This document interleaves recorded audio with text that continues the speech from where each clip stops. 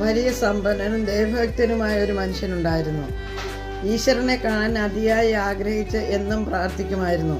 ഒരു ദിവസം ഉറക്കത്തിൽ ഈശ്വരൻ അവനോട് പറഞ്ഞു, നാളെ നിന്റെ വീട്ടിൽ ഞാൻ അതിഥിയായി വരും. അയാൾ അതിരാവിലെ എഴുന്നേറ്റ് ബാഹ്യമായ എല്ലാ ഒരുക്കങ്ങളും ചെയ്തു. ആ സമയം അടുത്ത വീട്ടിലെ ഒരാൾ ആപത്തിൽപ്പെട്ട് ഹോസ്പിറ്റലിൽ കൊണ്ടുപോകാൻ ഇയാളുടെ വാഹനം ആവശ്യപ്പെട്ടു. ഈശ്വരൻ വന്നിട്ട് തരാം എന്ന് പറഞ്ഞു. ആ മനുഷ്യൻ രക്തം വാർത്ത് മരിച്ചു. അടുത്ത ദിവസം വേറൊരു കുഷ്ഠരോഗി അയാളുടെ അടുക്ക വന്നു. ഈശ്വരൻ നൽകിയിട്ട് തനിക്ക് തരാം, ഇപ്പോൾ പുറത്തു പോയെന്ന് പറഞ്ഞ് അയാളെ പുറത്താക്കി.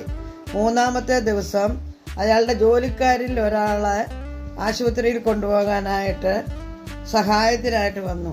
ഞാൻ ഈശ്വരനെ കാത്തിരിക്കുകയാണ്, ഈശ്വരൻ വന്നതിന് ശേഷം ഞാൻ നിങ്ങളെ സഹായിക്കാം.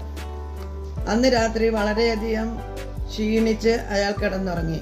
രാത്രി ഈശ്വരൻ അയാളുടെ അടുത്ത് വന്നു. ഞാൻ ഇത്രയും ദിവസം കാത്തിരുന്നിട്ടും ഈശ്വരൻ വന്നില്ലല്ലോ. ഈശ്വരൻ പറഞ്ഞു, ഞാൻ നിന്റെ അടുക്കൽ വന്നായിരുന്നല്ലോ. ഈ ചെറിയവരിൽ ഒരുവന് നിങ്ങൾ സഹായം ചെയ്യുമ്പോഴെല്ലാം എനിക്ക് തന്നെയാണ് ചെയ്തത്.